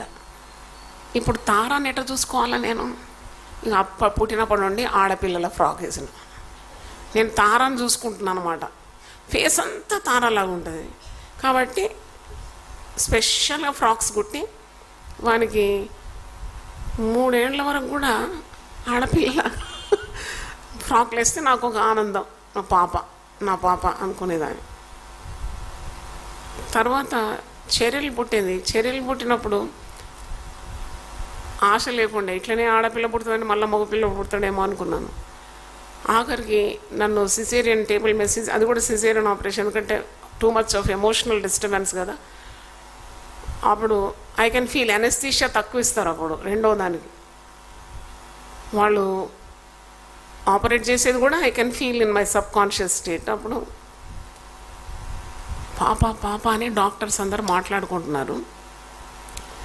నాకైతే ఒక్కసారి ఒక సంతోషం పట్టజేయకుండా ఏడుపు వచ్చేసింది. పాప అని తెలిసింది నాకు, కళ్ళకెళ్ళి నీళ్ళు వచ్చేస్తుంది. ఆయమ్మ అంటుంది, పాపం 4వ సారి కూడా ఆడపిల్లనంతా ఏడుస్తుంది. ఆయ మాటలు నాకు వినబడుతున్నాడు. పాప ఏడుస్తుంది చూసిన, ఏడవకమ్మా ఏడవకు, ఆపరేషన్ ఇంకా పొట్ట తెరిసే ఉండేది, తెరవకు. పాపం 4వ సారి కూడా ఆడపిల్ల పుట్టిందని ఏడుస్తుంది. ఆయకేం తెలుసు, నాకు ఆడపిల్ల కావాలనుకుంటే ఆడపిల్ల పుట్టింది కదా. అంటే దేవుని కృప చూడండి. మనము నమ్మదగని వారం, అయినను ఆయన నమ్మదగిన. అంటే నా ఆశ నెరవేర్చినాడు. I wanted a girl baby. ఒక దేవుడు ఇచ్చినాడు, తీసుకున్నాడు, మళ్ళీ తీసుకున్నాడు, మళ్ళీ ఇచ్చినాడు. అది దేవుడు నా పట్ల చూపిన కనికరం. మరి ఇలాగూ 7 years ఫ్రమ్ 1985 to 92 ఈ ఉదయం లేవడం, ఏడవడం, పనులు చిన్న పనులు అండి. పొద్దున పిల్లలు లేస్తే కీ అని పిల్లలు లేస్తే, అప్పుడు నాకు అసలు ఆర్గనైజింగ్ కానీ మేనేజ్మెంట్ కానీ, ఇప్పుడు నన్ను అందరూ అంటారు, అమ్మా ఎంత మేనేజ్మెంట్ అమ్మా మీరు. నాకు నవ్వు వస్తుంది, ఎందుకంటే నేను చాలా కష్టపడి నేర్చుకున్నాను మేనేజ్మెంట్. అట్నే ఉట్టుపంట రాలేదు. It was trial and error. Rapid అనమాట. Everyday tensions, everyday friction, maintaining house, going to bank, మళ్ళీ రావడం. Management I learn the hard way. అసలు అన్ని దేవుడిచ్చిన తర్బీదండి ఇది అంతా. అందుకే నేను ఎప్పుడు దేవునికి స్తుతి చెల్లిస్తాను. యాక్చువల్లీ నాకేం పెద్ద అన్ని పుట్టుకతో వచ్చిన లక్షణాలు కొన్ని ఉన్నాయి, కానీ ఇవన్నీ మాత్రం చాలా హార్డ్ వే నేర్చుకున్నాను. దావీదు గొల్యాతును హతమార్చాలంటే ఏటి లోయలోకి వెళ్ళి నున్నని రాయిని తీసి వడిసెల్లో పెట్టి ఒక్కటి కొట్టగానే అది గొలియాతు యొక్క నుదుట చొచ్చి బోర్లో పడిపోయినాడంటే, ఒకరోజు అమ్మని అడిగినాను, అమ్మ అక్కడ చాలా రాళ్ళు ఉంటాయి కదా, ఈయన ఏటిలోనికి వెళ్ళి నున్న ట్రాయ్ ఎందుకు తెచ్చినాడమ్మ అంటే, అమ్మ నాకు మంచిగా ఎక్స్ప్లెయిన్ చేసింది. పెద్ద ప్రసంగం, ఎప్పుడు మర్చిపోను అమ్మనది. బిడ్డ అక్కడ ఎన్నో రాళ్ళు ఉంటాయి, కానీ ఆ రాళ్ళు వడిసెల్లో పెడితే స్పిన్ కాదు, అది ఒకటి దగ్గర ఏమైతే ఇంకో దగ్గర పోతుంది. ఇంకో దగ్గర పోయిందంటే if you loses the aim, వాడు వచ్చి తప్పకుండా గొలియాతుని చీల్చి ఆకాశ పక్షులకు వేసేస్తాడు కదా. అది నున్న ట్రాయ్ అయితేనే వడిసెల్లో పెడితే చక్కగా స్పిన్ అయ్యి ఎక్కడ ఏం పెట్టామో అక్కడ పోతుందని నాకు ఎక్స్ప్లెయిన్ చేసేదమ్మ. మళ్ళీ ఇంకోటి అడిషనల్గా చెప్పింది, ఆ రాయి ఎందుకు నున్నగైందో తెలుసా, నీకు తెలుసా, నన్ను అడిగింది. ఆ ఏటిలోని రాయి నున్నగా ఎందుకు అయిందో తెలుసా అంటే, ఎందుకు అవుతుంది, ఆ రాయి నీళ్ళలో అటు ఇటు కొట్టబడితే తప్పకుండా నున్నగా అయిపోతుంది. అది నువ్వు నేర్చుకోవాలన్నది. అదే నువ్వు నేర్చుకోవాల్సిన పాఠం. కష్టాలు వస్తాయి, నష్టాలు వస్తాయి, బాధలు వస్తాయి, ఇరుకులు, ఇబ్బందులు, మనిషి ఇట్ట నున్నగా అయిపోతారు. ఎందుకు వచ్చినాయి కష్టాలు, ఎందుకు వచ్చినాయి బాధలు, ఎందుకు వచ్చింది మరణం, ఎందుకు వచ్చింది కీడు, ఎందుకు వచ్చింది రోగం, ఎందుకు వాళ్ళు మనల్ని ఎదిరిస్తున్నారు అని అనుకోవద్దు. అంతా దేవుని ప్లాన్లది. ఇప్పుడు చూడు, అది నీళ్ళ తాకిడికి అటు ఇటు ఈ గరుకురాయే దాంట్లో పడి, మరి ఆ నీళ్ళ తాకిడికి నున్నగా మారి ఎంత ప్రయోజనకరంగా మారిందో, అట్లాగే దేవుడు నీ జీవితంలో ఎన్నో కష్టాలు అనుమతిస్తాడు, ఎన్నో బాధలు నువ్వు ఎదుర్కోవాలి. దాని తర్వాత నువ్వు నున్న ట్రాయిగా మారిపోతావు కదా, దేవుడిగా బలంగా నిన్ను వాడుకుంటాడు. ఎంత మంచి చూడండి. తల్లి అంటే ఇట్లా ఉపదేశం ఇవ్వాలి కదా. కొందరు తల్లి బిడ్డ ఏడిస్తే తల్లి ఆ బిడ్డ కంటే ఎక్కువ ఏడుస్తుంది, రొమ్ము కట్టుకొని. అమ్మో నీకు ఇంత దౌర్భాగ్యం వచ్చింది, అయ్యో నా బిడ్డకి ఇంత కష్టం వచ్చింది. తల్లులారా వినండి, రేచలమ్మ is a big testimony. She's a trend setter. నన్ను అడుగుతుంది, నేను అసలు ఆమె మార్గంలో నడుస్తున్నాను. చూడండి, పిల్లలు ఏడిస్తే పిల్లలతో కలిసి ఏడవద్దు. ఎప్పుడన్నా నాకు అంటే ఫ్యామిలీ లైఫ్లో చాలా టఫ్ ఉండేది నాది. మీకు తెలుసు కదా, చాలా స్ట్రిక్ట్గా ఉండేది అయ్యగారు. అసలు స్వాతంత్రమే లేదు, అటు చూడరాదు ఇటు చూడరాదు. యంగర్ డేస్లో అయితే చాలా కష్టపడ్డాను అనమాట. వెన్ ఐ వాజ్ యంగ్ అంటే ఈ వాజ్ వెరీ టఫ్ పర్సనాలిటీ. మరి నాకేమో ఐ వాంటెడ్ ఫ్రీడమ్, అది దొరకదు కాబట్టి కొద్దిగా రాపిడ్ ఉండేది ఎప్పుడు. అయితే ఏదన్నా బాధ వస్తే అమ్మ దగ్గర పోయి కూర్చొని, అమ్మ పడక మీద ఇక్కడ ఉండేది, కొద్దిగా కూర్చొని అమ్మ ఏదన్నా సమస్య చెప్తే, జాయ్ నీ కుటుంబ సమస్యలు ఇప్పుడు నాకు చెప్తే నేను పరిష్కరిస్తానా? నువ్వు మోకరించి నువ్వు ప్రార్థన చేయాలి. అప్పుడు దేవుడు నీ ప్రార్థన విని నీ కుటుంబాన్ని చక్కగా చేస్తాడు. నాకు చెప్పి లాభం ఏంటి బిడ్డ? నువ్వు ప్రార్థన చేయాలి. అమ్మ నీకు తెలియదు, చాలా కష్టం, నీకు తెలియదు అసలు. నేను వెళ్ళిపోతా ఎక్కడికన్నా. ఎక్కడ వెళ్ళిపోతావు బిడ్డ? నువ్వు వెళ్ళిపోయిన దగ్గర ప్రాబ్లమ్స్ ఉండవా? ఈ ప్రాబ్లమ్స్ కూడా నీ వెంబడే వస్తుంది అనేది ఒకసారి నేనేం రాను. I don't want this family life అనేది నాకు వద్దు, నేను నా పని చూసుకుంటాను, పిల్లలు ఉన్నారు, అందరూ ఉన్నారు. అప్పుడే ఈ మాటలు అయితే అన్నది. నీకు కాన్సన్ట్రేషన్ కావాలంటే నువ్వు పోయి మరి ఇంకా ఎక్స్ట్రా డిగ్రీస్ కొరకు చదువు. You join your self in some academics. లేదా ఇంట్లోనే పనులు చేయి, బాగా పనులు చేయి, ఆ పని ఈ పని పెట్టుకొని చేయి. అంటే ఇప్పుడు నాకంతా చాలా తల్లి ఉపదేశం ఒక్కొక్కటి గుర్తొస్తుంటే చాలా చాలా అద్భుతం అనిపిస్తుంది. ఈ ప్రార్థన కాదు, నేను చెప్పాను కదా, from 85 to 92 just crime before God. ఆ సమయంలో మరి గొప్ప దర్శనం చూశాను. అంటే of course the parents wear praying on one side, ఇంట్లో ఉండేవారు నా కొరకు ప్రార్థన చేశారు. పెద్ద దర్శనం. ఒకరోజు ఇట్లనే ఏడుస్తాం, మోకరించినాను ఎందుకో కూడా తెలియదు నాకు. బైబిల్ ఏం చదవను, ప్రార్థన ఏం రాదు, నాకు ఇష్టం లేదు అవన్నీ. భక్తి మార్గం అంటే జస్ట్ ఇట్లా అంటే చాలా చతికిల పడిపోయినాను కాబట్టి కృంగిపోయి దేవుని సన్నిధిలో ఉన్నా. అప్పుడు చూసినాను, అంటే గొప్ప జనాన్ని చూస్తున్నాను, దాని మధ్యలో నేను నిలబడుతున్నాను వాక్యం పట్టుకొని. ఆ దర్శనం ఇంకా ఇప్పుడు క్రమక్రమంగా నెరవేరుతుంది. నాకేం హడావుడి లేదు, అది క్రమక్రమంగా నెరవేరుతుంది. అది తప్పకుండా నెరవేరుతుంది, ఎందుకంటే దేవుడు నాకు చూపెట్టిన మొట్టమొదటి దర్శనం అది. అప్పటి వరకు ఏ దర్శనం ఎవరు చెప్పినా నమ్మకపోయేదాన్ని, ఎందుకంటే దర్శనాలు ప్రవచనాలు ఇవేప్పుడు నమ్మలేదు. ఏంటంటే ఉట్టుట్టిగా అంతా మాట్లాడతారని. కానీ నేనే చూసినప్పుడు ఇక నమ్మాలి కదా ఆ దర్శనం. అయితే దాంట్లో రైజ్ అండ్ షైన్ అనే మాట విన్నాను. యెషయా 61 రైజ్ అండ్ షైన్. అది ఇది ఎక్కడుందో కూడా తెలియదు నాకు అప్పుడు. లెమ్ము తేజను. తర్వాత యునైటెడ్ అనే పేరు విన్నాను. యునైటెడ్ ఏంది? యునైటెడ్ అంటే ఏంటి? ఈ జనము యునైటెడ్ అనే పదం విన్నాను. అంటే అప్పుడు the Holy Spirit is teaching me అనమాట. ఇదో అనేక సంఘాల నుండి నీ దగ్గరకు వస్తారు, నీ బోధ వింటారు, నువ్వు వాక్యం చెప్తావు ఒకరోజు, ఇలాగ ఇన్స్ట్రక్టింగ్ అనమాట. ఒకదాని వెంబడి ఇలాగ నాకు ఇన్స్ట్రక్షన్ వచ్చింది. అయితే నేను కూర్చొని ఆలోచిస్తున్నాను, తెలియకుండానే ఆలోచిస్తున్నాను. ఏంటంటే ఓహో, దేవుడు నాకు గొప్ప సంఘం ఇస్తాడేమో, జనాన్ని ఇస్తాడేమో. యునైటెడ్ అయితే జనం నాకు వద్దు, ఐ వాంట్ విమెన్ ఓన్లీ. ఎందుకు అనవసరంగా మళ్ళా స్త్రీలది ఒక సంఘటన చేసి యునైటెడ్ విమెన్ ఫెలోషిప్ అని పేరు పెడదాం అనుకున్నాను. ఆ ఉదయం దర్శనం వచ్చింది. తర్వాత నేను పోయి మా నాన్నగారి దగ్గర చెప్పాలనుకున్నాను. పోయి వెతికితే నాన్నగారు లేరు. చాలా థ్రిల్ అయిపోయాను అనమాట ఈ దర్శనానికి. I was so filled with the spirit of God. God needs me అంతే. నాకు ఐఎమ్ నాట్ ఇన్. నేను ఒక మాట ఉంది కదా, జాన్ 15 16 చూడండి. మీరు నన్ను ఏర్పరచుకొనలేదు, మీరు నా పేరిట తండ్రిని ఏమి అడుగుదురో అది ఆయన మీకు అనుగ్రహించినట్లు మీరు వెళ్ళి ఫలించుటకును మీ ఫలము నిలిచి ఉంటకును నేను మిమ్మను ఏర్పరచుకొని నియమిస్తాను.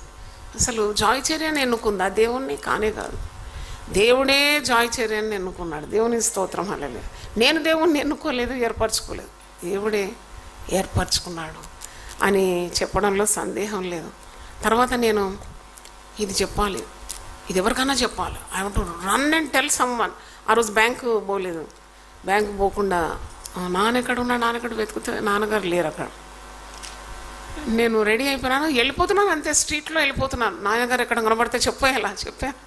అది ఎంత అది పెద్ద మొమెంటం అన్నాడు, పుష్ అనమాట నాకు. నేను I want go and tell. ఒక తెలిసిన వృద్ధ దంపతులు ఒక రూమ్లో కూర్చొని ప్రార్థన చేస్తున్నారు. They will be definitely 85-90 years ఉంటారు. నాకు తెలిసిన వాళ్ళు క్రిస్టియన్స్. ప్రార్థన ఇట్లా చేస్తున్న ఆ దృశ్యం చూశాను. నేను వాళ్ళ ఇంటికి వెళ్ళిపోయాను. అయితే నేను ఒక పెద్ద దర్శనం చూసినాను. అంకుల్ నా తల మీద చేయి పెట్టుకోదు, ప్రార్థన చేయండి అంటే first time seeking prayer from someone అనమాట. అయితే మత్తయ్య పాస్టర్ కూతురని తెలుసు, గుర్తుపెట్టినారు. అమ్మా నువ్వు బ్యాంకులో పనిచేస్తావు కదా? అవును. దర్శనం ఇచ్చినాడు ఆ దేవుడు. రామ్మా కూర్చో తల్లి, మేమిద్దరం కలిసి తల మీద చేయి పెట్టి ప్రార్థన చేస్తాం. వాళ్ళిద్దరు లేచి నన్ను మోకరింపజేసి ఇద్దరు కూడా మరి నాకు అనిపించింది అదే నా ఆర్డినేషన్ ఏమో. ఇద్దరు తల మీద చేతులు పెట్టి ప్రార్థన చేసి ఆశీర్వదించినారు. తర్వాత నేను ఇంటికి వస్తున్నా నాన్నగారు కనబడ్డారు ఇక్కడ రామ్నగర్ చౌరస్తా. బ్యాగ్ పెట్టుకుని పాపం ఆయన ఎవరినో దర్శించి హౌస్ విజిటింగ్ చేసి వస్తున్నాడు. పరిగెత్తుకుని పోయినా నన్ను చూసినాను, ఎందుకు ఇక్కడ ఉంది జాయ్ అని. నేను అక్కడ అదే రోడ్డు మీద అక్కడ నిలబడి, నాకు ఒక దర్శనం వచ్చిందండి. మా నాన్న షాక్ అయిపోయాడు. ఏంటంటే ఏమేంటి దర్శనం అంటుంది? దర్శనం వచ్చిందా? అవును నాయన దర్శనం వచ్చింది.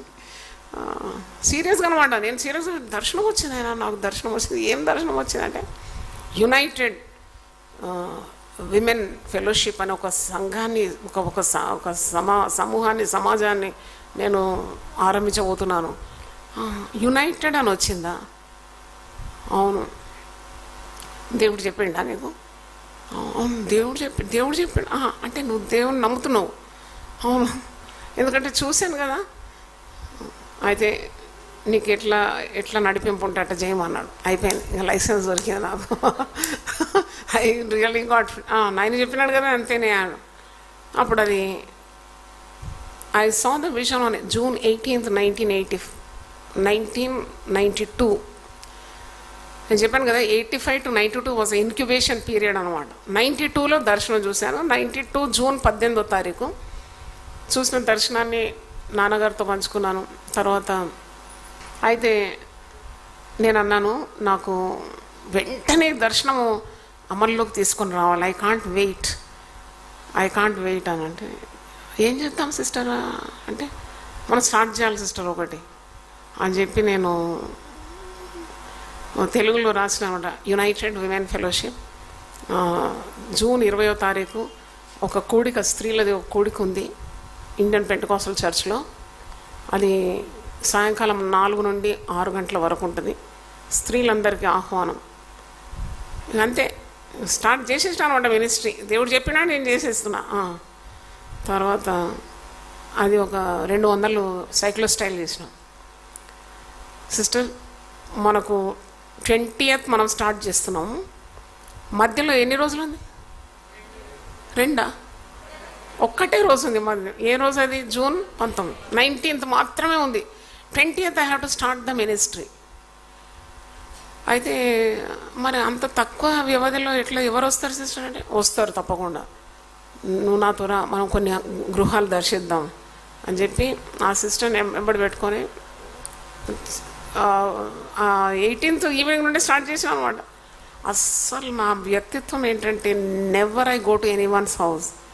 ఎప్పుడు ఎవరింటికి పోను, ఎందుకంటే మా నాన్న అమ్మ అన్నలందరూ కలిసిపోయినా కానీ నేను ఐ షుడ్ అవాయిడ్. ఏంటో మరి నా స్వభావం, నేను పోను ఎవరింటి.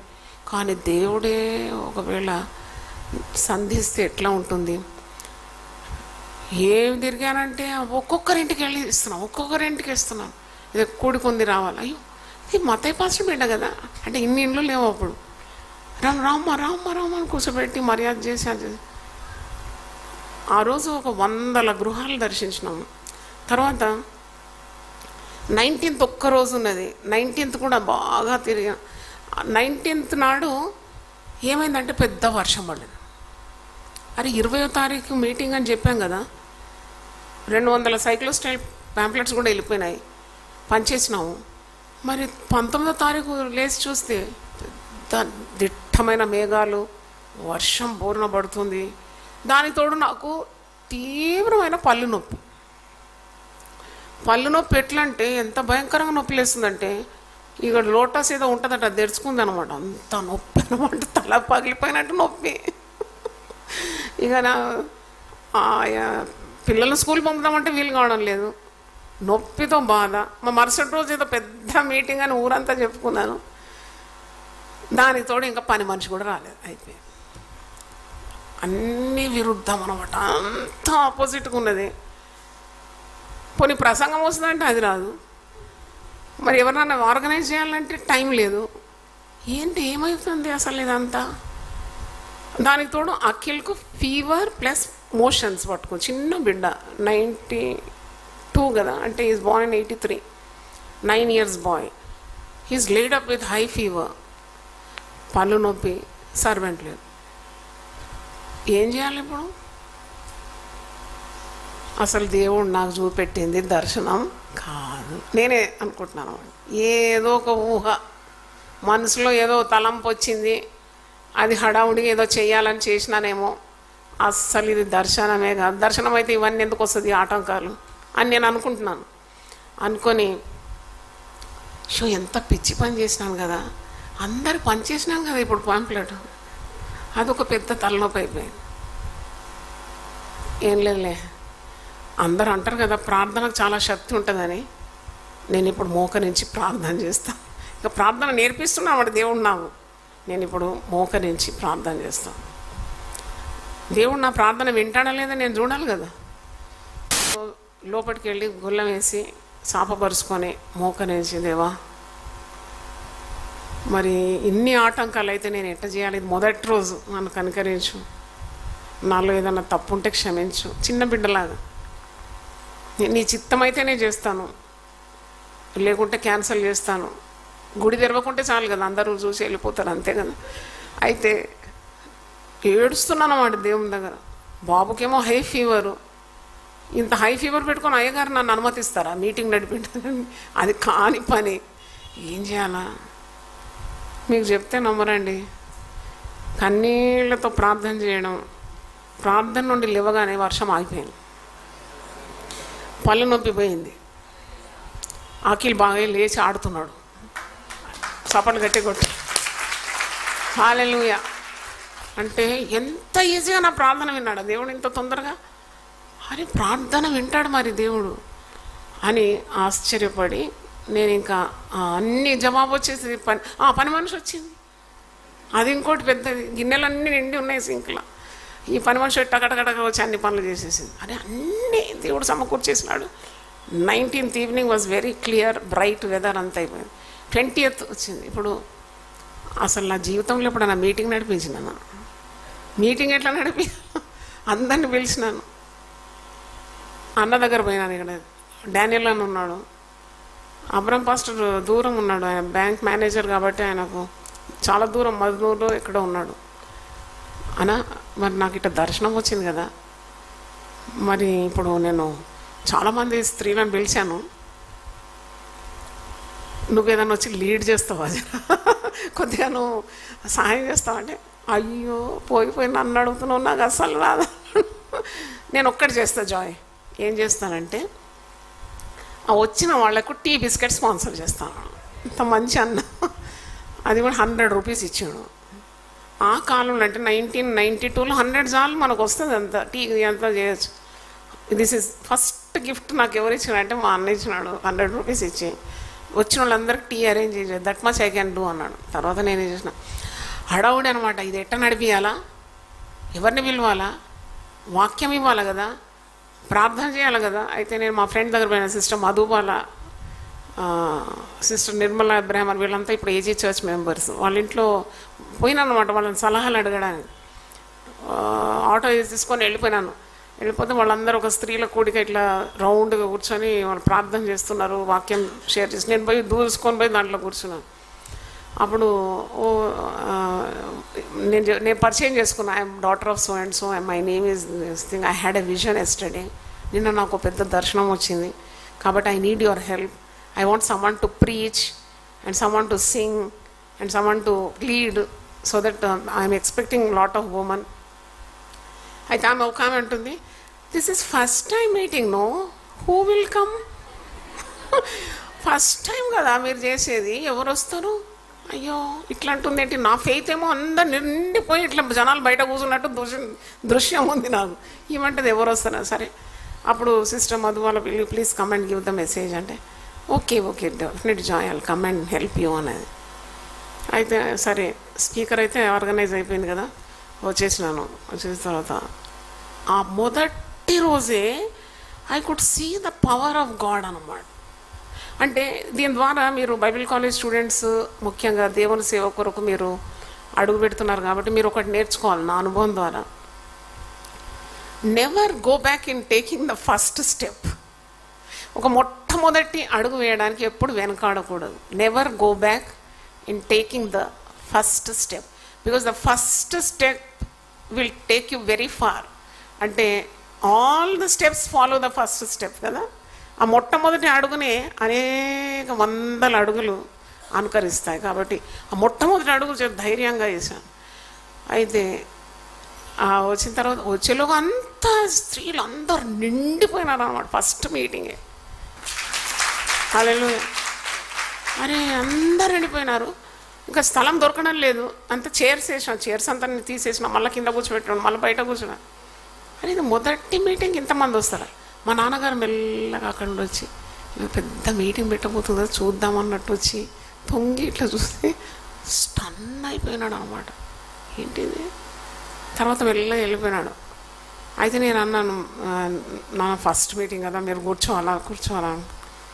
సరే మంచిగా తెల్ల వస్త్రాలు ధరించి మంచిగా చక్కగా వచ్చి ఇక్కడ ఆయన నాన్నగారు ఫస్ట్ మీటింగ్లో వచ్చి కూర్చున్నారు. అయితే అప్పుడు అమ్మ కూడా బ్రతికే ఉంది, రేచలమ్మ బెడ్ మీద ఉందన్నమాట. She was ailing for 15 years bed మీద ఉండింది ఆమె కూడా. నేనైతే అమ్మ దగ్గర బ్లెస్సింగ్స్, నాన్నగారు బ్లెస్సింగ్స్ అన్నీ తీసుకొని వచ్చాను. ఇక్కడ అన్నీ ఆర్గనైజ్ చేసి గమ్మున అక్కడ కూర్చోవడం నా పని. అన్నీ చూస్తాను, మా స్పిక్ అండ్ స్పాన్ నడుస్తుందని. It was a tremendous success. అయితే ఏ ఆఫరింగ్ బాక్స్ ఏం పెట్టలేదు. 9 months I never kept any offering box. I wanted to do ministry freely. ఏం లేదు, నాకు ఒక దర్శనం వచ్చింది, సేవ చేయాలి. మహిళా సంఘం అనుకున్నాను, కానీ దేవుడు దాన్ని పట్టాలు మార్చేసి భక్తి మార్గంలో నన్ను నడిపిస్తున్నాడు. నాకు తెలుస్తుంది, తెలియకుండానే బైబిల్ చదువుతున్నాను, తెలియకుండానే మోకాళ్ళు వంచుతున్నాను, తెలియకుండా ఆత్మలో ఆనందిస్తున్నాను, పాటలు పాడుతున్నాను. ఆత్మీయ మరి జీవితంలోకి మలుచుకున్నాడు దేవుడు నన్ను. ప్రార్థన చూడండి, కష్టాలు రాగానే వెంటనే మోకరించి దేవుణ్ణి అడగడం, వెంటనే దేవుడు నాకు జవాబు ఇవ్వడం. అంటే God is real, very much alive. అని సజీవుడు, ఆయన నిజమైన దేవుడు. పిలిస్తే పలుకుతున్నాడు, ఏడుస్తే కన్నీళ్ళు తుడుస్తున్నాడు, దుఃఖాన్ని మార్చేస్తున్నాడు, సంతోషంగా మారుస్తున్నాడు. ఇవన్నీ అన్నమాట నాకు అనుభవాలు. అలాగే దేవుడు ఒకడు ఉన్నాడు, నన్ను పిలిచినాడు, నాకు దర్శనం చూపెట్టినాడు, నా తల్లిదండ్రులు కూడా ఇలాగే సేవ చేసినారు కదా అని అలాగ నాకు అంటే ట్రాన్స్ఫర్మేషన్ స్టార్ట్ అయింది ఆవిడ. రూపాంతరం అంటారు కదా, ఐఎమ్ టర్నింగ్. మీటింగ్ బాగా జరిగింది, అందరూ చాలా సంతోషంగా. అప్పుడు అక్కడ కూర్చున్నప్పుడు దేవుడు నాతో మాట్లాడుతున్నాడు, నువ్వు లేచి ప్రతి 2వ శనివారం ఇలాగే మధ్యాహ్నం 2 నుండి 6 వరకు 4 గంటల వరకు కూడిక ఉంటుందని అనౌన్స్ చేయమని హోలీ స్పిరిట్ గైడెన్స్ వస్తే నేను లేచి ఇప్పటి నుండి ప్రతి 2nd Saturday ఇలాగూ మనం కూడుకుంటాము మధ్యాహ్నం 2 నుండి 6 అని చెప్పి కూర్చున్నాను. అంటే డిక్లేర్ చేసిన అనమాట. అంటే ఏంటి, ఇక అప్పటి నుండి every month 2nd Saturday regularise అయిపోయింది. ఆ పర్టికులర్ June 20th, 1992 నాడు జరిగిన మీటింగ్ అయిన తర్వాత నేను ఇట్లా చాలా విజయవంతంగా వెళ్తున్నాడు. అమ్మ నాన్నని కలవని, అమ్మ నాన్న అక్కడ కూర్చొని ఉన్నారు. నా అమ్మ పడక మీద అమ్మ పక్కన కూర్చొని ఉన్నాడు. నేను వెళ్తున్నాను. నా అమ్మ నాన్న దగ్గర పోతే కూర్చో జాయ్, మా నాన్న కూర్చున్నాను, అమ్మ దగ్గర కూర్చున్నాను. ఎట్లా జరిగింది మీటింగ్? చాలా బాగా జరిగింది. దాదాపు 300 మంది వచ్చినారు నాన్న. ఎంత కలెక్షన్ వచ్చింది అన్నాడు. అయ్యో నేనన్నా నేనేం అడగలేదు ఎవరిని, నేనేమి ఆఫరింగ్స్ కూడా పట్టలేదు అంటే, ఓ వెరీ గుడ్. మా నాన్న అన్నాడు, వెరీ గుడ్. ఎందుకు నాన్న అలాగ అడిగినారు, ఎందుకు, why did you ask me లేదా? I just wanted to know your intention. నువ్వు సేవ ఎందుకు కొరకు చేస్తున్నావో తెలుసుకోవడానికి. అంటే నాకు నిజం చెప్తున్నావుగా, చాలా పట్టున ఏడ్చేసినా నేను. నన్ను అపార్థం చేసుకున్నారా, ఎందుకు అట్లా అడిగినారు మీరు అంటే, చాలామంది సేవలు చేస్తారు, వాళ్ళు డబ్బు కలెక్ట్ చేయడానికి చేస్తారు, మరి నువ్వు నిజంగా దర్శనం పొందుకొని చేస్తున్నావా లేక డబ్బు ఆశ చేస్తున్నావా అని అడగడానికి మీ నాన్నగారు అడిగినారని అమ్మ సపోర్ట్ చేస్తుంది నాన్నగారిని. ఇంకా అప్పుడు తెలుసుకున్నాను, అబ్బో నేనన్నాను, మీరు నడిచిన మార్గంలోనే కదా నేను నడవాల్సి, నేను ఎలా వేరే మార్గానికి వెళ్తాను, I don't want to take any offerings, నేను ఎప్పుడు తీసుకోను అని చెప్పాను. అంతే.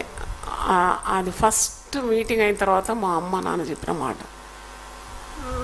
దాని తర్వాత నేను అసలు 9 నెలలు 9 months I never kept any box. తర్వాత మరి దేవుని నడిపింపు ద్వారా అంటే అది పెరుగుతూ ఉంది గ్యాదరింగ్. అప్పుడు ఖర్చులు పెరుగుతూ ఉన్నప్పుడు అప్పుడు ప్రార్థన చేసినప్పుడు దేవుడు ఒక దర్శనం నాకు ఇచ్చినాడు. ఆ దర్శనం ఏంటంటే, అది ఏ మనిషిని నువ్వు సహాయం అడగకూడదు,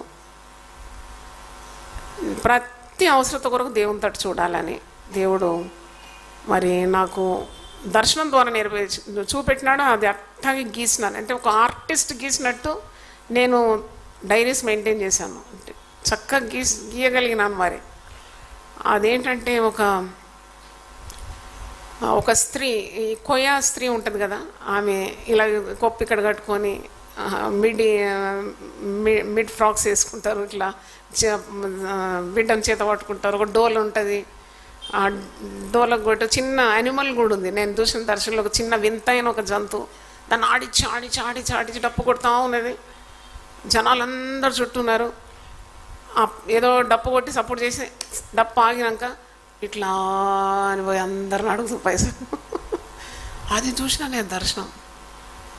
అయితే పరిశుద్ధాత్మ అన్నాడు, ఇట్లా ఉండొద్దు నీ సేవ, డప్పు కొట్టి ఆటలాడిన తర్వాత పోయి ఇట్లా చేతులు జాపి అంత డబ్బు కలెక్ట్ చేయడం ఉండొద్దు అని. ఎంత వింతగా. మరి ఎట్లుండాలి దర్శనంలో?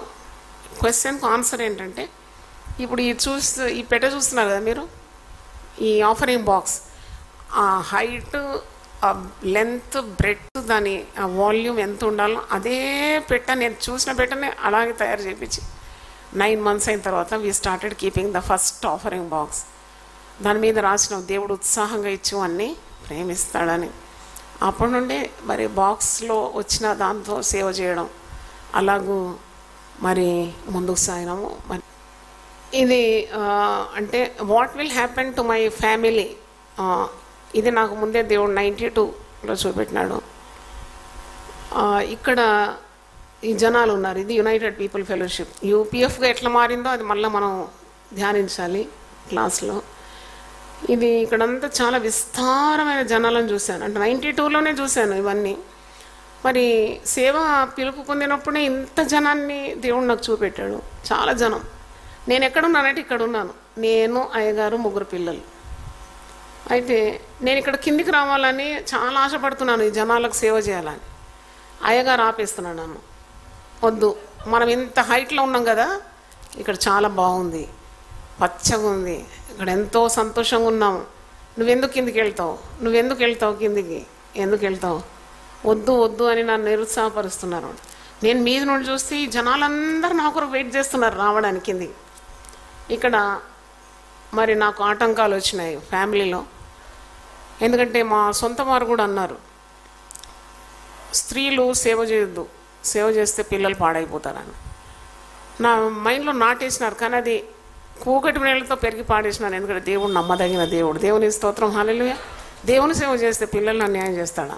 అది స్వచ్ఛంగా, నీతిగా, యథార్థంగా సేవ చేస్తే ఎప్పుడు అలా చేయడు దేవుడు. దేవునిలో ఏ చెడుతనము లేదు. కాబట్టి ఇప్పుడు కూడా ఐ రియల్లీ థ్యాంక్ గాడ్, దేవుని సేవ చేసేటప్పుడు ఎంత నిరుత్సాహపరిచినారు నన్ను, పిల్లలు పాడవుతారని. నీ సేవ నేను నమ్మకంగా చేసినప్పుడు వారిలో ఒక్కరు కూడా నశించలేదు. దేవుని స్తోత్రం, హల్లెలూయా. దేవుడు సేవ చేసే వాళ్ళను ఎప్పుడు అన్యాయం చేయడు. దేవుని స్తోత్రం, హల్లెలూయా. తర్వాత మరి ఎలా ప్రభావ, మరి ఇది అసాధ్యం కదా, నేను ఈ ప్రజలతో కలిసి ఉండడం, వీళ్ళనేమో అట్రాక్షన్, నాకు మీద నుండి ఒక్కసారి దుంకుదామా కిందికి అనుకున్నాను అనమాట దర్శనంలో. అయ్యగారి పట్టి లాగుతున్నాడు నన్ను. అయితే ఎలా ప్రభు అని ప్రార్థన చేస్తుంటే దేవుడు ఒక అద్భుతమైన మార్గాన్ని మార్గం సృష్టింపబడ్డది. దేవుని స్తోత్రం, హల్లెలూయా. ఎంత చక్కని మార్గం నా ముందు ఉండిందంటే ఈజీగా నేను మెట్లు దిగి దిగి దిగి దిగి దిగి నేను ఇక్కడికి వచ్చేసాను అనమాట. నేను మాత్రం కాదు, ఫుల్ కుటుంబం చూశాను అనమాట. దేవుని స్తోత్రం, hallelujah. I seen the entire family coming down and mingling with this people.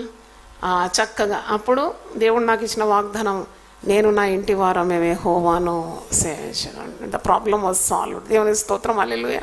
మీరు అనుకుంటారు సిస్టర్ ఇంత ధైర్యంగా ఎట్లా ఒంటరిగా సేవ చేస్తుంది. ఎందుకు సేవ చేస్తుంది అంటే దర్శనం బాగా బందోబస్తు అయి ఉన్నది మైండ్లో. ఏడుంటుంది భయం ఇంకా. అందుకే దర్శనం చూస్తే వెంటనే దాన్ని ఏం చేయాలంటే పుస్తకంలో రాసి పెట్టాలి. పరిశుద్ధ గ్రంథంలో ఉంది. నేను నీకు చెప్పే మాటలు గ్రంథంలో నువ్వేం చేయాలి, రాయాలి. నేను ఆ పని చేసినాను. మరి ఏం చేసింది, దేవుడు చెప్పిన ప్రతి మాట హృదయంలో భద్రం చేసుకుంది. అదే నా సీక్రెట్ ఆఫ్ సక్సెస్ అనమాట. దేవుని స్తోత్రం. దేవుడు నాకు అడుగు అడుగునా నేర్పించింది. అడుగు అడుగునా use to give me wisdom. అప్పటి నుండి 25 సంవత్సరాలు కూడా నేను అడిగింది జ్ఞానం అడిగినాను. తెలియకుండానే అడిగినాను. అసలు తనకి తగిన వాక్యాలు ఇక్కడ ఉంటాయని కూడా నాకు తెలియదు.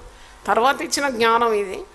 నేను అడిగేదాన్ని, నాకు జ్ఞానం కావాలా, నాకు సంఘం నడిపించాలంటే జ్ఞానం కావాలి. దేవుడి చూపెట్టేది, దర్శనాలు చూపెట్టేది.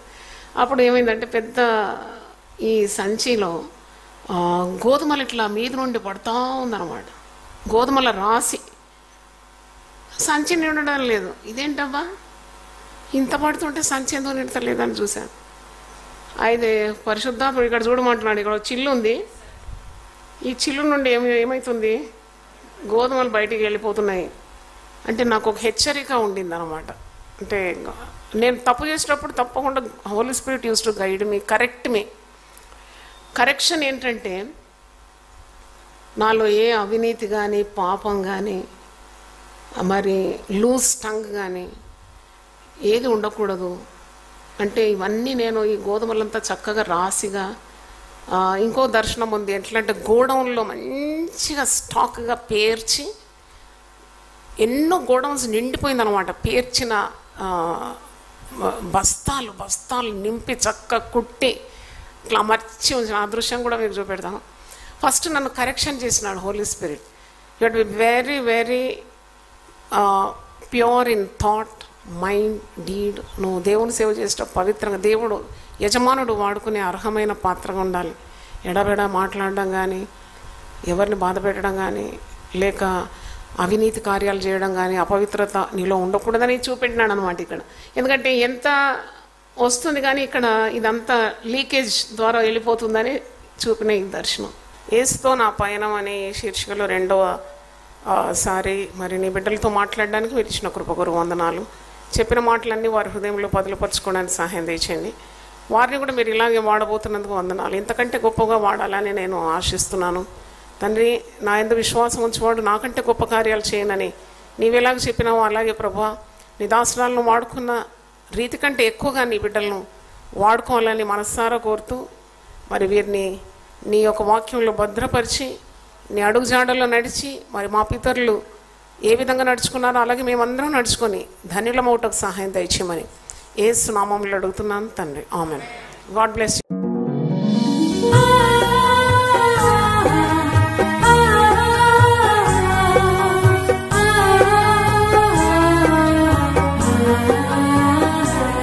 నీ ధనము నీ ఘనము ప్రభు యేసుదే, నీ దశమా భాగము నీయ వెనుదీతువా. నీ ధనము నీ ఘనము ప్రభు యేసుదే, నీ దశమా భాగము నీయ వెనుదీతువా. ధరలోన ధనధాన్యములనీయగా కరుణించి కాపాడి రక్షింపగా. ధరలోన ధనధాన్యములనీయగా కరుణించి కాపాడి రక్షింపగా. పరలోకనాదుండు నీకీయగా మరి యేసు కొరకీయ వెనుదీతువా. పరలోకనాథుండు నీకీయగా మరి యేసు కొరకీయ వెనుదీతువా. నీ ధనము